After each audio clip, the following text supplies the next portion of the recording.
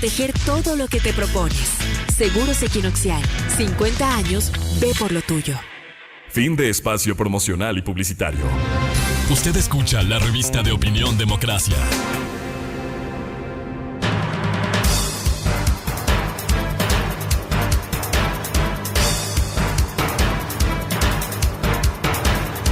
Siete 20 minutos en el territorio continental ecuatoriano, buscando la verdad y abogando por la recuperación de la paz y la seguridad en el Ecuador.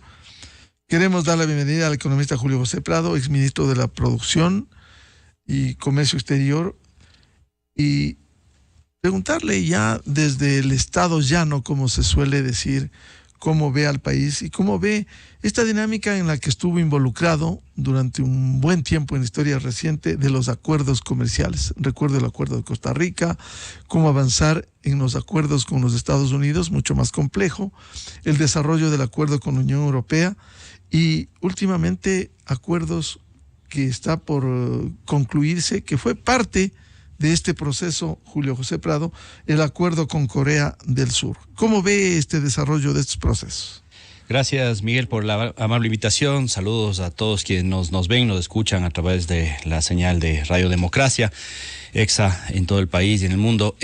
Bueno, primero quiero agradecer, Miguel, por la invitación. Esta es la primera entrevista que acepto en realidad desde que salí hace cerca de 3 meses de ser ministro. He estado dedicado a la academia, a la investigación, a dar algunas charlas aquí en el exterior, etcétera. Pero me parece que este es un momento clave del país, importante, digamos, para aceptar esta entrevista y poder hablar de cosas que no son malas, ¿no? Podemos hablar de todos los desafíos, de todo lo que pasa en términos de seguridad, de la incertidumbre política, económica, lo que puede pasar en el país, pero en el campo comercial, en el campo de las relaciones de comercio exterior y sobre todo los acuerdos comerciales, de las exportaciones, las importaciones, creo que es lo que acaba de suceder esta semana, hace par de días, de la firma de este preacuerdo. Ya voy a decir qué significa este preacuerdo con Corea. Es significativo, es histórico y le va a cambiar la forma en la que hacemos negocios con el Asia en varias perspectivas. De la misma forma que el acuerdo comercial que ya está firmado con China, también le va a cambiar la perspectiva de producción, de exportaciones, de importaciones al Ecuador en el largo plazo. Entonces, si podemos definir al Ecuador, Miguel, de alguna forma, es sin duda del lado empresarial, y yo he estado reunido muchísimo, obviamente con todos con quienes estuve reunido mientras fui ministro, ya con una perspectiva diferente, pero sí hay mucha incertidumbre frente al futuro, hay mucha incertidumbre incluso con respecto a qué puede pasar este fin de semana, pero en general lo que todos están de acuerdo es que hay que preservar la estabilidad económica, hay que preservar la estabilidad de la dolarización y hay que seguir empujando en el siguiente gobierno todas aquellas cosas que sí se hicieron bien. Y yo me voy a referir solamente a lo que sucedido en mi cartera, ¿no? O mi ex cartera en el ministerio. Y sin duda los temas de acuerdos comerciales tienen que llevarse a buen término. Se ha demostrado una cosa muy importante con los acuerdos comerciales, Miguel, que es que si es que hay estrategia, hay liderazgo, hay ejecución adecuada y hay equipo, se pueden hacer acuerdos comerciales que han estado parados o vetados durante muchísimas décadas incluso. Y esa es una vocación del Ecuador. El Ecuador es un país agroexportador, es un país que tiene potencial industrial de ser exportado y tendrá en el futuro potencial de exportar incluso servicios, de software, etcétera. Y no podemos dejar o mantenernos aislados a lo que ha sucedido, a lo que ha sido la historia del Ecuador. Fíjese este acuerdo comercial con Corea. Llevaba parado 6 años. Hace 10 años ya los países de América Latina habían firmado, nuestros vecinos ya habían firmado acuerdo comercial con Corea. Corea es el país que más tratados de libre comercio tiene firmados en el mundo. Es uno de los países que primero comenzó con esta estrategia, digamos, en el mundo, seguido después por Chile en América Latina. Entonces son los 2 países que más acuerdos comerciales tienen firmados en el mundo. Y el Ecuador recién ahora, después de 6 años de negociaciones fallidas, en cuestión de 1 año, lleva ese acuerdo comercial del 5% en el que estaba, cuando nos encontramos nosotros, al 100% que está ahora, finalizado totalmente, ¿no? Entonces, esto de mantener el dinamismo de los acuerdos comerciales, el apoyo total que ha tenido esta agenda comercial de parte de los sectores agroindustriales, productivos, servicios, de la política en general, es algo que tiene que mantenerse, y ahí le veremos, ¿no es cierto?, a la próxima asamblea y evidentemente al próximo gobierno, porque esto tiene que llevarlo el próximo gobierno a la Corte Constitucional, a la asamblea y demás para que sea aprobado. Pero creo que lo que nos corresponde ahora, Miguel, a todos quienes ya estamos del otro lado, en la sociedad civil, ¿no es cierto?, en las empresas, en la academia, donde sea que estemos, es apoyar para que no solo estos 3 acuerdos que ya están firmados pasen, se aprueben y entren en vigencia, me refiero a Costa Rica, China y Corea, sino que hacer que el siguiente proceso del próximo año sea igual de fuerte, igual de robusto para negociar con Canadá, por ejemplo, que está por abrirse la negociación, o que ya se viene cerca de un año poniendo las bases para poder iniciar el próximo año, para seguir la negociación con Panamá, con República Dominicana, y retomar negociaciones que lastimosamente se cayeron por temas de política interna en esos países o conflictos. Por ejemplo, Rusia. Estábamos por iniciar negociaciones de un acuerdo comercial con Rusia. Nuestro tercer socio comercial se cayó por, evidentemente, el tema de la invasión de Rusia en Ucrania, con lo cual el Ecuador no puede estar de acuerdo de ninguna forma y había que parar esa negociación. Y el caso de Israel, de estas últimas semanas, que lastimosamente el año pasado, cuando fuimos con el presidente de la República y una delegación de empresarios de Israel, firmamos lo que es el inicio de los acuerdos para dar paso hacia un acuerdo comercial en el futuro con Israel. Un país pequeñito, pero con hay muchísimas cosas interesantes que intercambiar. Esos son acuerdos que están sobre el tintero y que ojalá en algún momento, cuando se bajen esos conflictos, pues se puedan retomar. Pero todo esto parte del liderazgo y la visión de un gobierno nuevo, ¿no? ¿Cómo construir acuerdos comerciales como el de Corea del Sur?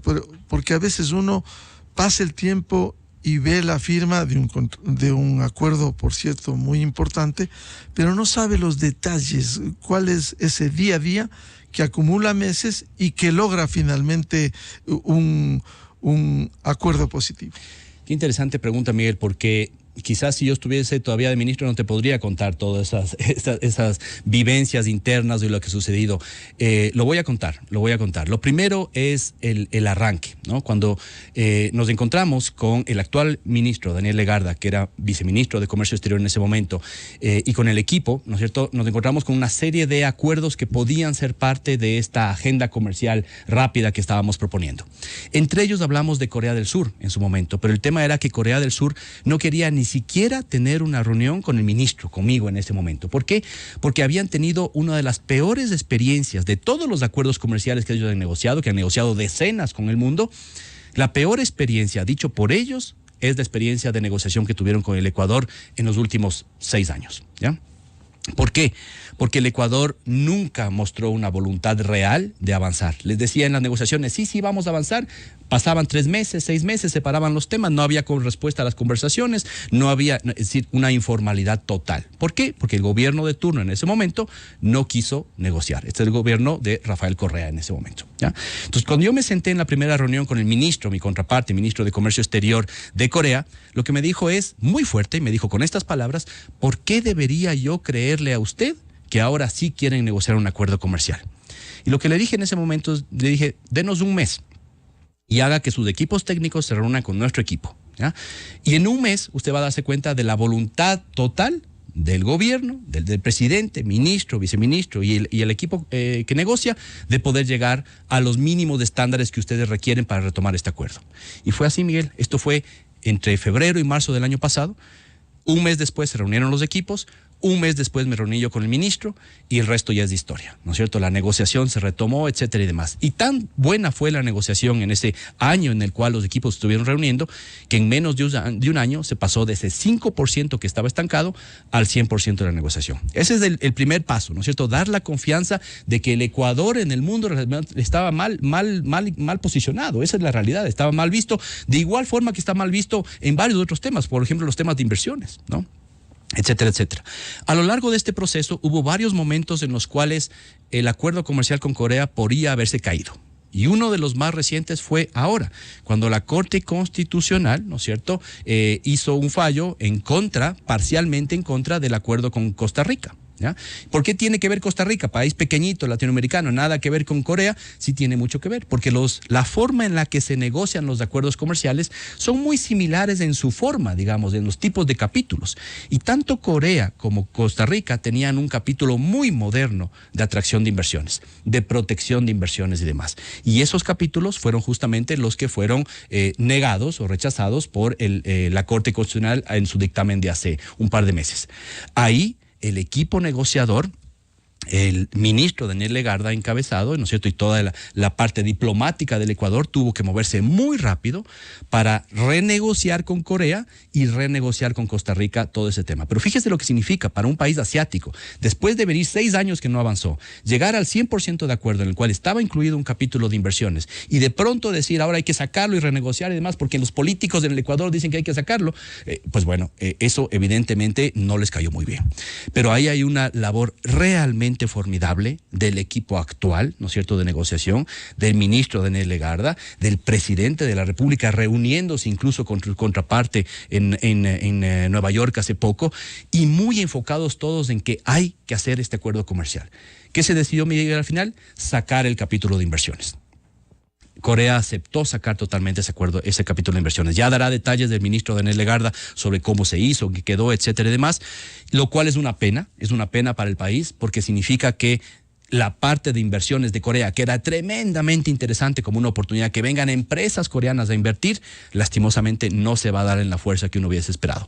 Pero por el otro lado, tenemos un acuerdo comercial del más moderno que ha firmado el Ecuador, el más amplio de la historia del Ecuador, 22 mesas negociadas y además con un país que es de los más altos estándares del mundo, ¿no? En negociación, en calidad y demás. Y esto es otro tema, Miguel, del éxito que se logró. Hoy por hoy el Ecuador tiene, y lo puedo decir con todas las palabras, tiene el equipo negociador mejor preparado y más motivado de toda América del Sur. Nos podemos poner a cualquier país a negociar de tú a tú, sin miedo de decir, no, es que el país no puede, es que somos chiquitos, es que nos van a comer, no vamos a negociar. Nos hemos preparado y ese equipo se ha preparado de una forma tremendamente intensa y hoy por hoy les podemos poner como país cualquier reto de negociación y estoy seguro que lo harán muy bien. En el caso de Corea del Sur, con estos señalamientos que ha hecho Julio José Prado, ¿qué queda? ¿Qué queda hasta la finalización, la aprobación, el visto bueno en la Corte y en la Asamblea? A ver, primero, ¿qué queda? ¿No es cierto? Corea, país de más de 50 millones de consumidores, un PIB per cápita, fíjense el PIB per cápita que tiene Corea, $32,000 por persona. Tiene un PIB per cápita que supera incluso a los muchos países europeos. Es un país de alto nivel de poder adquisitivo. Y otro tema, la economía de Corea del Sur, está basada en su gran mayoría en servicios. Cerca del 54% de su economía son servicios, ¿no es cierto? Eso es su PIB, ¿no? Entonces no compite con el Ecuador en ese tema. Cerca del 40 y pico % es industria, pero sobre todo industria de muy alto nivel, ¿no es cierto? Toda la industria de teléfonos, de chips, de nanotecnología, de industria avanzada, de manufactura avanzada, ese es de ese 40% de Corea. Y solamente entre un 2 y un 3% de su PIB, ¿no es cierto?, quizás incluso menos, es agricultura. Y en cambio el Ecuador tiene su gran mayoría en la parte agroexportadora, agroindustrial. Entonces ahí hay un potencial brutal de enviarles productos que hoy por hoy no pueden ingresar. Y le voy a dar algunos datos, Miguel, de productos que tienen un potencial realmente grande, inmediato de ingresar a Corea. ¿Ya? Primero, productos tradicionales. ¿Ya? De los productos tradicionales, y otra cosa interesante, de todo lo que podemos enviarle ya inmediatamente, que tenemos hoy por hoy produciendo en el Ecuador a Corea, cerca del 99% va a tener ingreso a Corea, ya sea inmediato, del cual 80% va a entrar inmediato con 0% de arancel a Corea, y el resto van a tener una desgravación que va, en la mayoría de casos, a 5 años y en algunos casos muy particulares hasta a 10 años. Entonces, por ejemplo, el camarón. Camarón paga hoy por hoy 20% para ingresar en Corea. Esta es una gran noticia. 0% de arancel de forma inmediata en un contingente que nos han dado, que es un contingente amplio, para ingresar de una sola vez. Entonces el potencial de crecimiento, así como está creciendo tan fuerte en China, inmediato, más camarón para venderlo al mundo. Eso es lo que pide el sector. El sector lo que pedía es, se me están cayendo los precios, tengo problemas de costos, etcétera. Bueno, abramos mercados. Esa es la solución real para todos los sectores que se siente que están en crisis por ese lado. El chocolate, por ejemplo, excelente chocolate ecuatoriano, tiene 8% de arancel ahora, va a entrar de inmediato. El cacao y preparaciones también tiene 8% y tiene una desgravación en 3 años. El café, por ejemplo, en grano, no tiene un arancel muy grande, 2%, pero también se desgrava inmediatamente al 0%. Le voy a poner unos ejemplos de locos, ¿no es cierto?, de aranceles altísimos que hacían imposible poner un solo banano, por ejemplo, en Corea en forma competitiva. El banano y el plátano tienen arancel del 30% para ingresar en Corea. ¿Y esto en qué tiempo se desgrava? 5 años. 5 años. Ya inmediatamente apenas se firme, de 1 a 5 años inicia la desgravación. Espárragos que se están produciendo también en el Ecuador pagan 27%, se desgrava en 5 años. El brócoli paga 27%, ese se va a desgravar en 10 años porque sí tiene competencia interna, pero va a terminar en el 0%. El palmito paga hoy por hoy 45% de arancel. Igual va a tener una desgravación de 10 años en Corea. Y algunos otros, como chifles de snacks, ¿no es cierto?, que estamos produciendo muy buenos chifles, muy buenos snacks en el Ecuador, tiene arancel del 45%.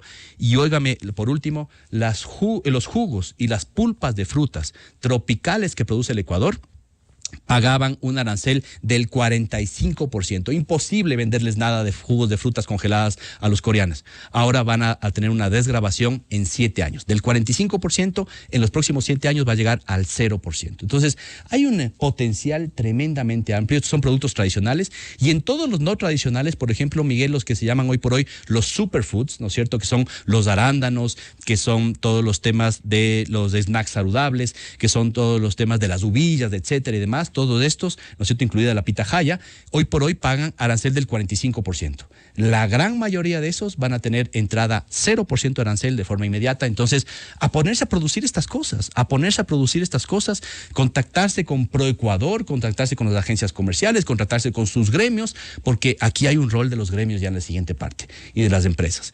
¿Cómo aprovechamos esas oportunidades gigantes que se van a abrir el próximo año para crear nuevos productos, para entender el mercado coreano? Porque además, Miguel, por experiencia le digo, yo estuve en mayo en Corea justamente destrabando los últimos temas de este acuerdo comercial que ventajosamente llega a buen término el día de hoy. El viceministro en ese momento, Daniel Legarda, estuvo en abril, yo estuve en mayo, él acaba de regresar en este momento y está viajando desde Corea. Lo que compra el mercado coreano no siempre es exactamente igual a lo que nosotros producimos. Hay que customizarlo, hay que adaptarlo. Y le pongo un ejemplo, los sombreros de paja toquilla, ¿ya? Yo llevé un montón de sombreros de paja toquilla para presentarles, ¿no es cierto?, producto del Ecuador, etcétera, el símbolo del Ecuador, el sombrero de paja toquilla. No les entra en la cabeza, porque tienen una horma, digamos, de la cabeza los asiáticos que es diferente a la horma de los latinoamericanos o de los occidentales. Hay que hacer sombreros de paja toquilla que tengan esa horma del asiático, porque lo quieren utilizar, pero no les entra, no les queda, digamos, ¿no? Entonces, ese tipo de cosas. Utilizan muchos productos con sabores, con especias fuertes, los asiáticos. Entonces, por ejemplo, un chifle, ¿no es cierto?, un snack de banano ecuatoriano, si le ponemos sabores picantes, si le ponemos una mezcla de sabores entre limón, picante, etcétera, lo compran. Si les ponemos natural, no lo compran. No utilizan sal en sus productos, pero utilizan una sal que viene derivada de la cascarilla del camarón. Y nosotros somos el mayor productor del camarón y la cascarilla se bota, ¿no? Entonces, utilizar la cascarilla del camarón para producir sal que utilicen para nuestros productos que después se envían al Asia es una oportunidad gigantesca. Entonces, fíjese, solo ahí ya tenemos 10 nuevas oportunidades. Y es una sal, a propósito de lo que señala, dañina o no, porque la medicina a veces no recomienda mucha sal, digamos. Claro, ellos no utilizan sal tradicional, utilizan muy poca sal, utilizan muy poca pimienta y utilizan poquísima azúcar. Entonces, si les vamos a enviar, por ejemplo, jugos de fruta, tenemos que tener cuidado de que esos jugos de frutas, ¿no es cierto?, deshidratados, concentrados, en pulpa, etcétera, no vayamos a poner ningún tipo de aditamento. Pero al mismo tiempo, el coreano está muy dado a los temas de salud, está muy dado a todas las nuevas tendencias de los superfoods, de la energía y demás. Entonces, prácticamente cualquier tema, te lo digo así, cualquier tema que salga de la Amazonía ecuatoriana, que sea vendido y mercadeado como un producto que viene de esta zona tan tan energética, tan rica del mundo, les genera a los asiáticos en general y particularmente a los coreanos un interés particular. Y otro tema, Miguel, es que a diferencia de lo que puede suceder con China, que es un mercado gigantesco, interesantísimo, ya tenemos un acuerdo comercial firmado con China, hay que hacer que entre en vigencia el próximo año.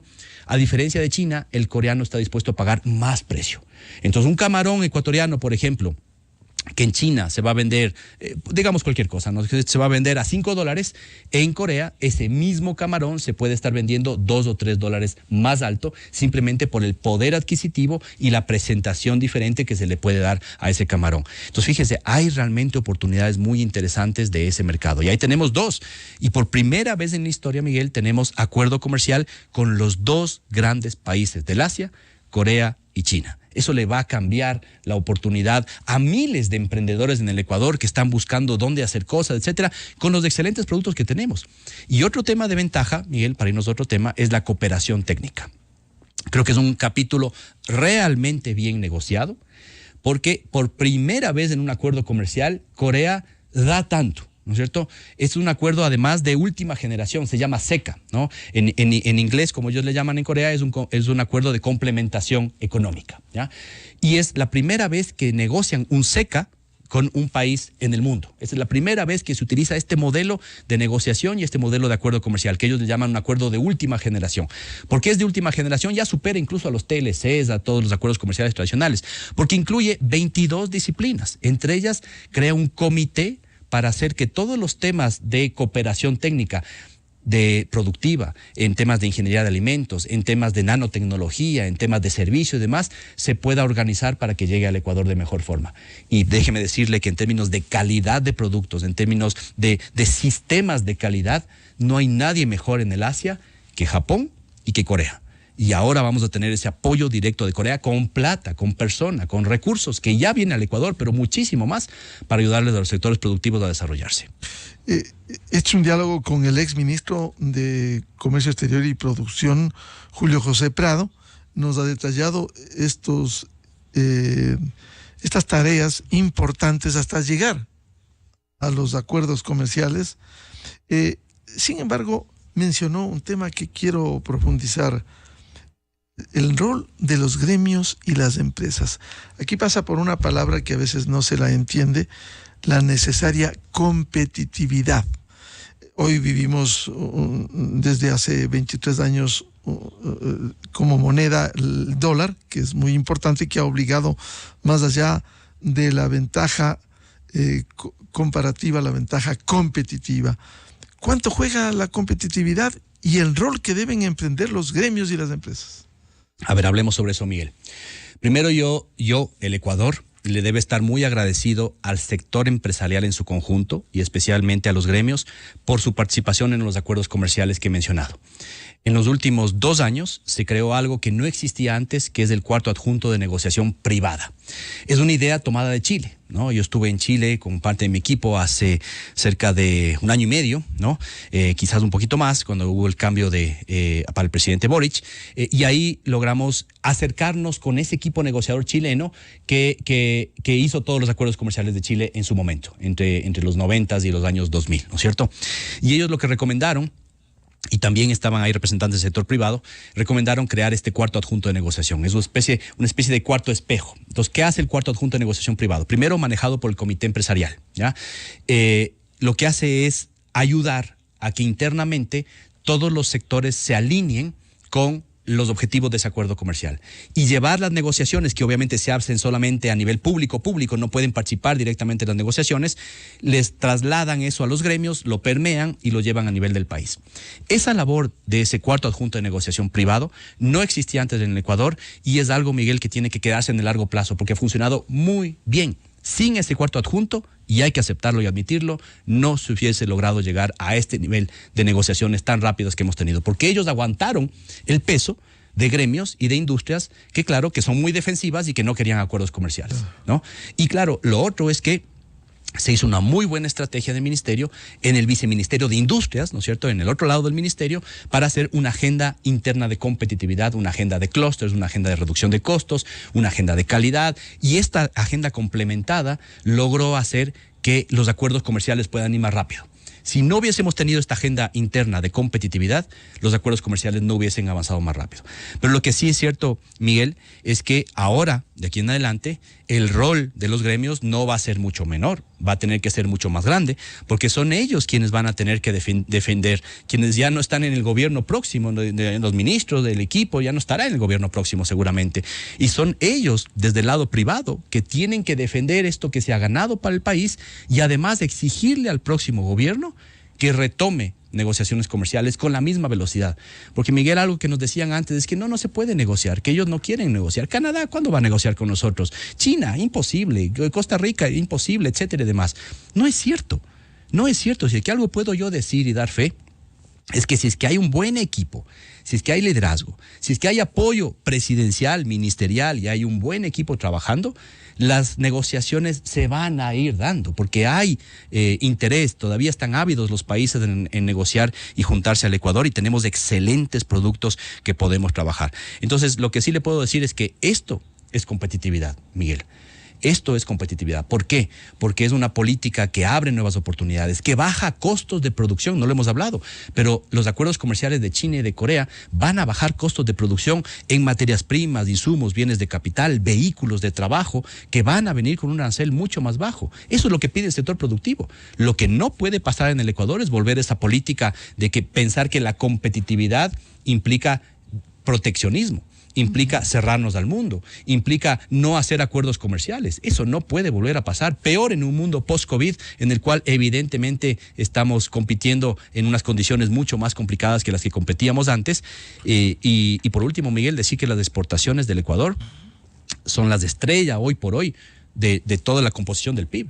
A pesar de todos los problemas que tenemos, políticos, económicos, sociales, toda la decepción que uno puede tener con la política actual y demás, el lado del comercio exterior crece y crece muy fuerte. No solo por la fuerza de las empresas, estoy de acuerdo, hay sectores muy fuertes, muy poderosos que lo están haciendo muy bien y es un rol de las empresas.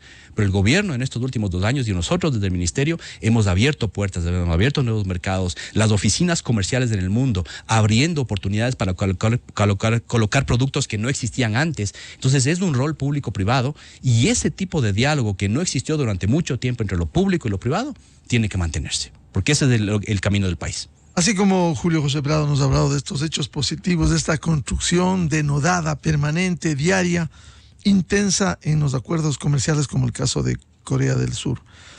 ¿Qué ha pasado con experiencias que no fueron positivas? Caso de México.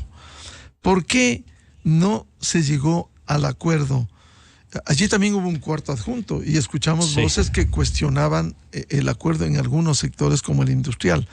¿Por qué no se llegó a México como experiencia para, si es del caso, cambiar y empezar este tipo de cosas? ¿Por qué no se llegó? Sí, mire, Miguel, aquí hay también una historia bien interesante que contar, porque cuando comenzamos hace 2 años y medio todo este proceso de negociación, el primer acuerdo comercial con el que nos enfocamos y fuimos con todo era el tema de México. ¿Por qué? Porque era el único que estaba abierto.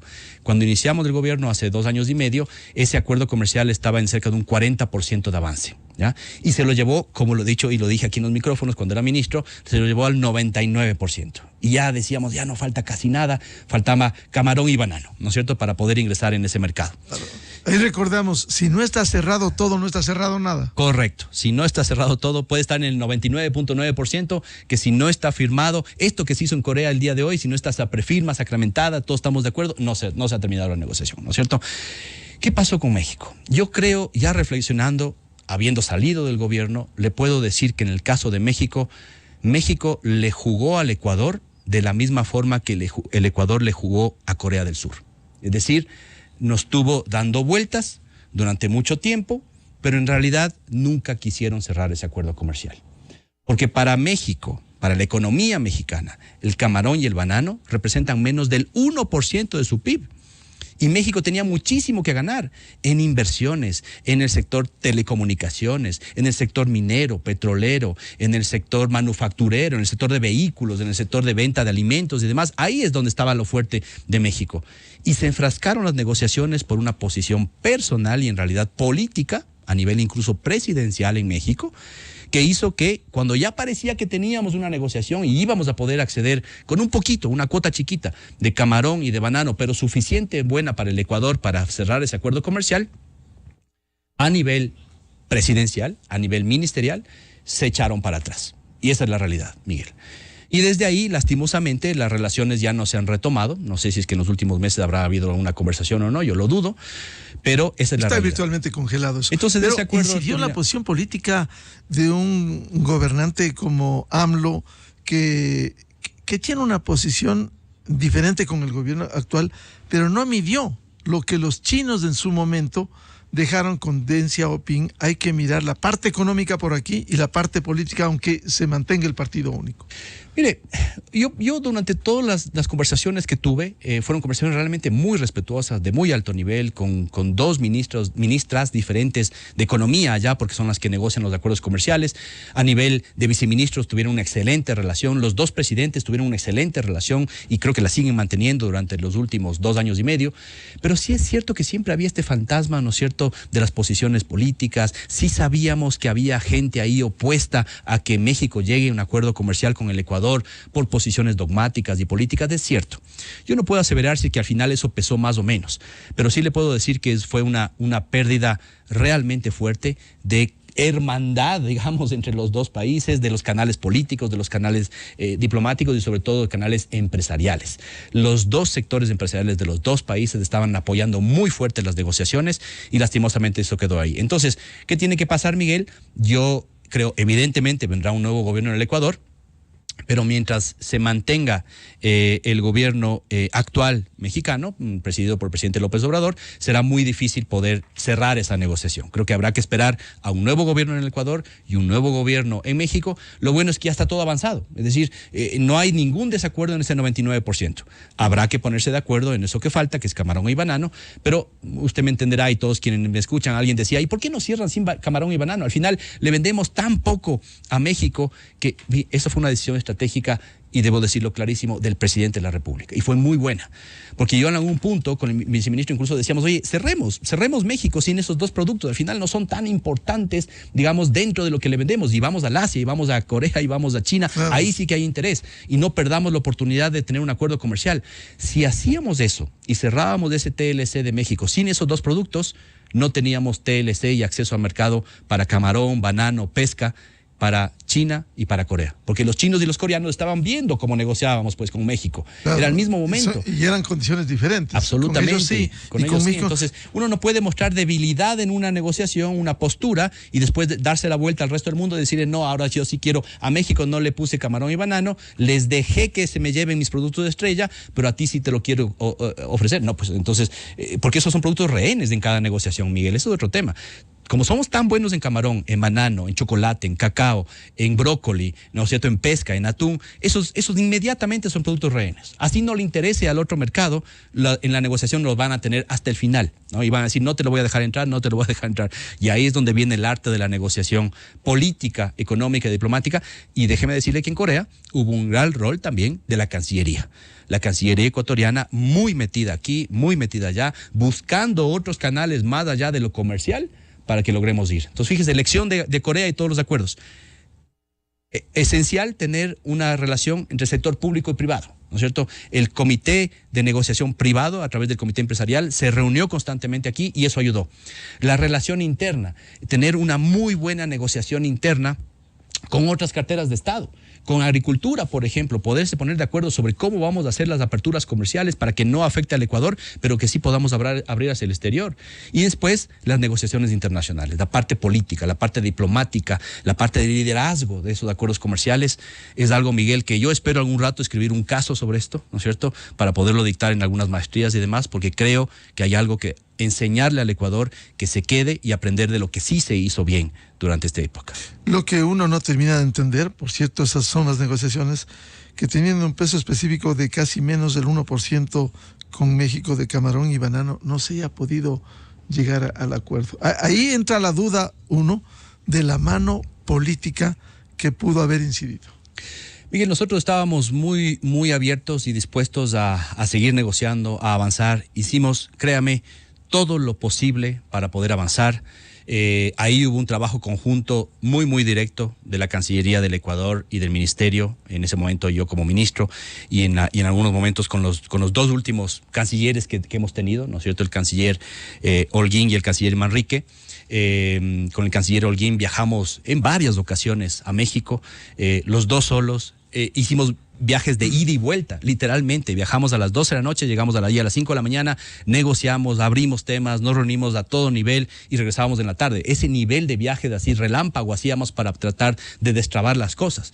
Y parecía que íbamos por buen camino hasta que sí fue un baldazo de agua fría el decir que, bueno, no va a haber ningún tipo de acceso a banano y camarón cuando se había dicho que sí habría, y eso en negociaciones a este nivel, Miguel, no se hace. Esto en negociaciones a ese nivel no se hace, porque resta credibilidad al equipo negociador, resta credibilidad a los ministros y evidentemente hace que a nivel político haya un resquebrajamiento. Por eso le comparo esto con lo que hizo el Ecuador hace 6, 7, 10 años con Corea, ¿no? Les tuvo en la mesa, les decía sí vamos a avanzar, ya vamos a ver, no sé qué, no sé cuánto, y nunca se quiso avanzar. Entonces, cuando no hay la voluntad política de poner sobre la mesa y decir sí, vamos a cerrar y comerse algunos de los costos políticos, porque al final del día un TLC es pros y contras, ¿no? Y siempre va a haber alguien que no va a estar tan de acuerdo. El tema es que, claro, México tiene sus propias características complejas en el mundo del banano y en el mundo del camarón. Son en la zona de conflicto, digamos, constante con la guerrilla. Entonces yo no dudo que internamente sí que haya habido algunas presiones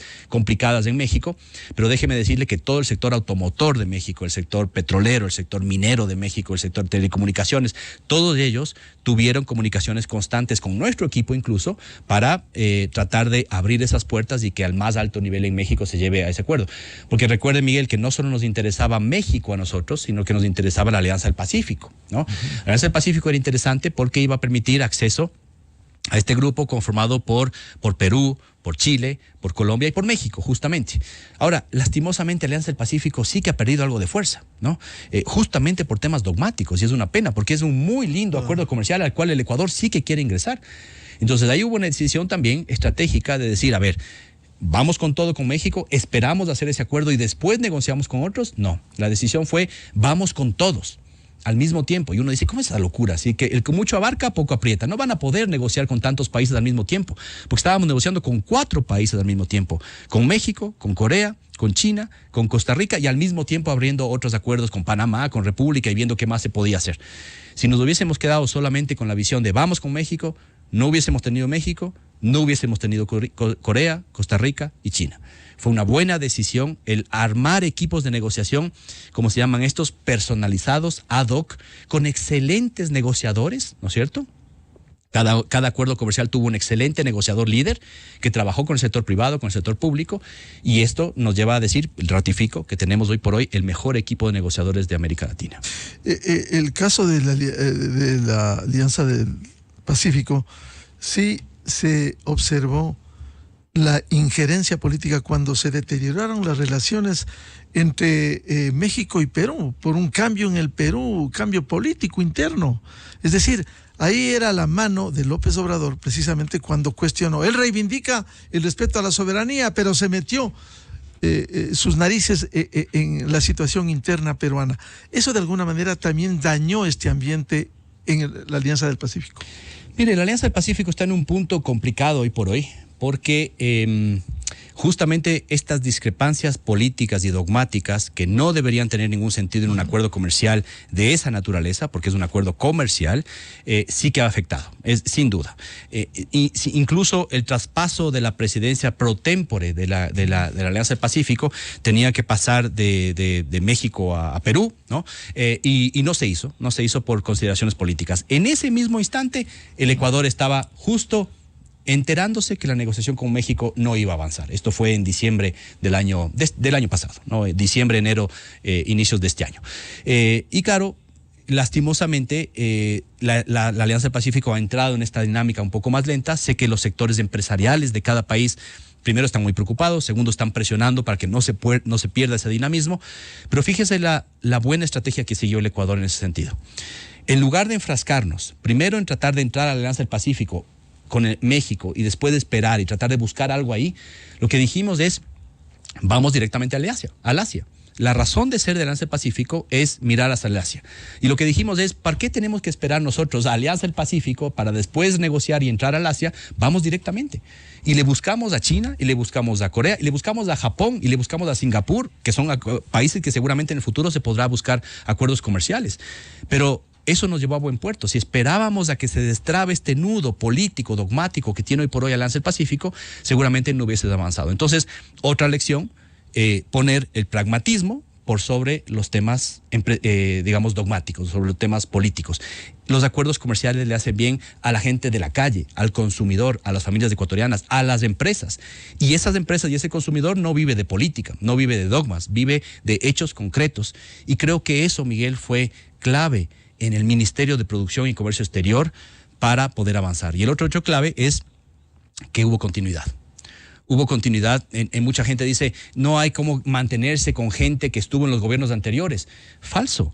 Hay muy buena gente en los ministerios, así como hay muy mala gente que complota, que no quiere avanzar, etcétera y demás, sí, pero hay muy buena gente. En el Ministerio de Producción había gente capacitada, entrenada, pero que lastimosamente no tenía un buen liderazgo, no tenía una buena visión de que vamos con fuerza a los acuerdos comerciales, no tenían apoyo político. Entonces, claro, decían, vamos a negociar con México, y todo el sector productivo se les venía encima porque decían, no, nos van a destrozar, no podemos abrirnos con México, etcétera, etcétera. La misma visión de siempre. Aquí se dijo, vamos a equilibrar la agenda interna, vamos a trabajar con los sectores que se sienten menos favorecidos o amenazados, pero vamos a abrir la economía. Ese camino, esa visión clara de va a haber acuerdo comercial, es algo que sin duda ayudó también a que el equipo pueda hacer lo que hizo finalmente, que es hacer una excelente negociación en estos tres casos, Costa Rica, Corea y demás, y los otros que quedaron en el camino, sin desmerecer México. La verdad es que el equipo estuvo muy desmotivado, porque además, claro, tener un equipo que se dedica tanto a México, y de la noche a la mañana, cuando pensábamos que íbamos a celebrar con la firma,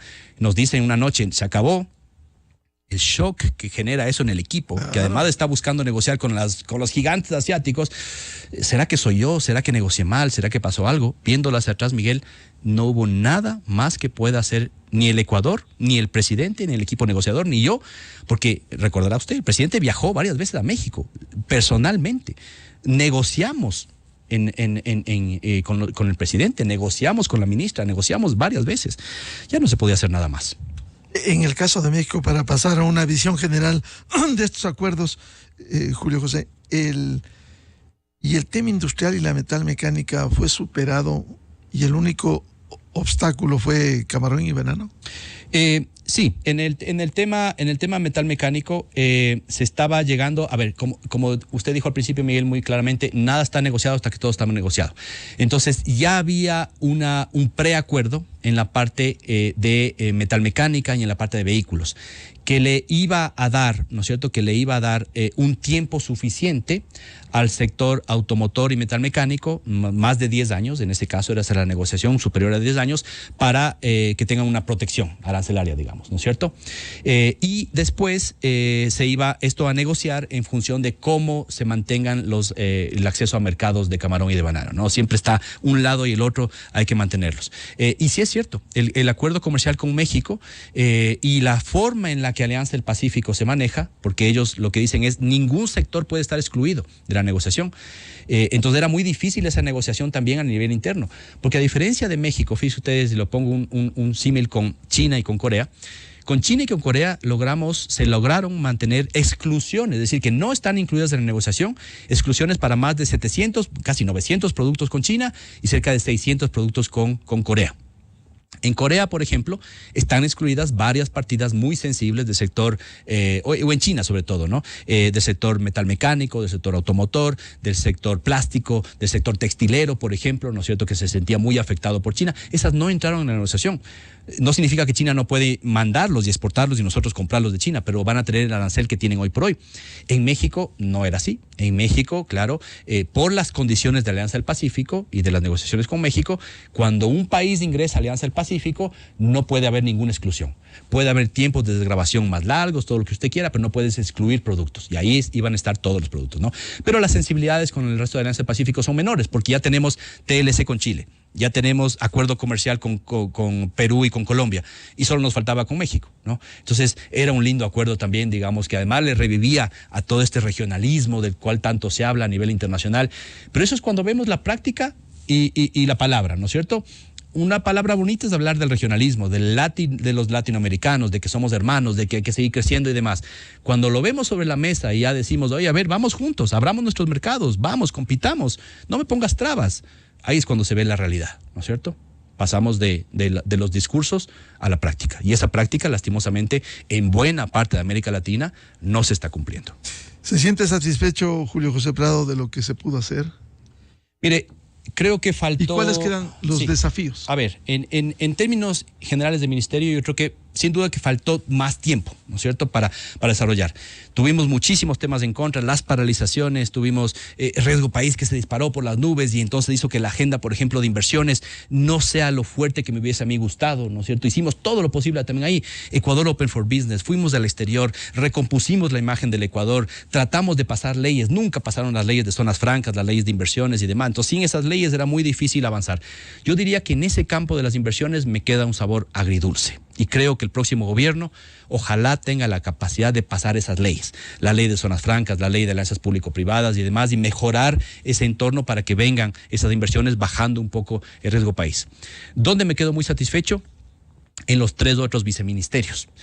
En pesca, por ejemplo, estamos a punto de lograr salir de la tarjeta amarilla. Ese va a ser un hito brutal para el sector pesquero ecuatoriano, porque vamos a poder volver a exportar sin el miedo de que algún rato se cierren las exportaciones a Europa. Y nos quedamos con el mejor sistema de calidad y trazabilidad de América Latina hoy por hoy. El sector pesquero tiene la mejor trazabilidad de América Latina hoy por hoy, brindada por el sector público. En acuerdos comerciales, sin duda, están los hechos ahí. Los 3 acuerdos comerciales listos, cerrados, negociados en menos de un año, muy bien negociados, con un muy buen apoyo del sector privado, cuidando las sensibilidades, pero abriendo unas oportunidades que no existían para el Ecuador antes. Y en el lado productivo, la agenda de clústeres, la agenda de competitividad interna, la agenda de desarrollo de pequeñas y medianas empresas, la agenda de calidad, son algo que no existía antes y me quedo muy satisfecho porque veo que lo que yo decía en la academia hace 15 años, de que se puede hacer una agenda de competitividad rápida, bien puesta, sin gastar plata, sin gastar consultorías carísimas, se puede hacer en el Ecuador. Y yo me quedo sobre todo con Miguel, déjeme terminar con esto, con la mente en alto, con la frente en alto, digamos, de haber salido del sector público limpio, sin haberle debido nada a nadie, y de regresar a mis labores académicas y mis labores privadas después de haber entregado muchísimo al país, ¿no es cierto? Y esto es un agradecimiento también a mi familia y a quienes hicieron parte de esto. Bien, muchas gracias al economista Julio José Prado, exministro de Comercio y Producción e Industrias, y este resumen importante de lo que se ha hecho y lo que debe continuar, porque esta debiera ser una política de Estado, el lograr la inserción en el mundo y lograr los acuerdos comerciales. Muchas gracias, Julio José. Muy bien, muchas gracias, Miguel. Enseguida, en la revista de Opinión Democracia. 8-6 minutos en el territorio continental ecuatoriano, buscando la verdad. Pausa publicitaria y ya volvemos para hablar sobre la situación del sector petrolero, el precio del crudo en el mercado internacional y cómo incide este conflicto en Medio Oriente. Desde 1984 con Gonzalo Rosero. La revista de Opinión Democracia. Siempre líderes, siempre confiables. Enseguida regresa Miguel Rivadeneira a la búsqueda de la verdad. Inicio de espacio promocional y publicitario. El nuevo ahorro flexible de Banco Pichincha te da la libertad de ahorrar